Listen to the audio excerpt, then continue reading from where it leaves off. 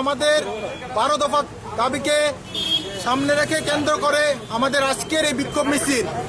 আপনারা দেখেছেন যে কাঞ্চনপুর মহকুমার এই রিয়াং শরণার্থীদের দ্বারা আমাদের ভাই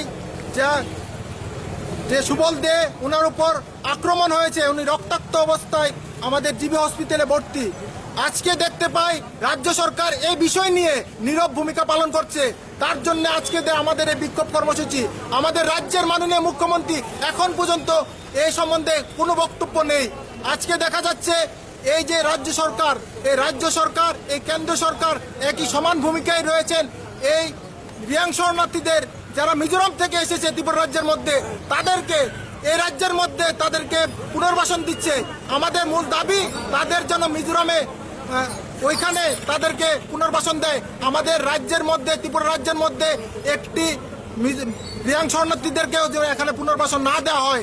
আজকে আমরা 12 দফার দাবিকে সামনে রেখে আপনারা দেখতে পেয়েছেন এই যে রাজ্যের মধ্যে কাঞ্চনপুরে 1997 সাল থেকে শুরু করে আজ পর্যন্ত 2020 সালে হাজার হাজার বাঙালির উদ্বস্তু, 1980 সালে গণহত্যায় হাজার হাজার বাঙালিরা উদ্বস্তু।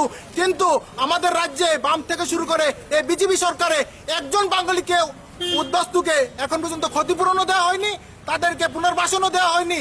আজ দেখা যাচ্ছে ভিন রাজ্য থেকে আসা রিয়াং শরণার্থীদেরকে কেন্দ্র সরকার 600 কোটি টাকার প্যাকেজ দিচ্ছে, তাদেরকে এই রাজ্যের মধ্যে পুনর্বাসন দিচ্ছে। দেখা যাচ্ছে তারা বারবার 1997 সাল থেকে শুরু করে আজ পর্যন্ত 2020 সালে দেখা যাচ্ছে বারবার তারা এই ভূমিপুত্র বাঙালিদের উপর আক্রমণ করছে।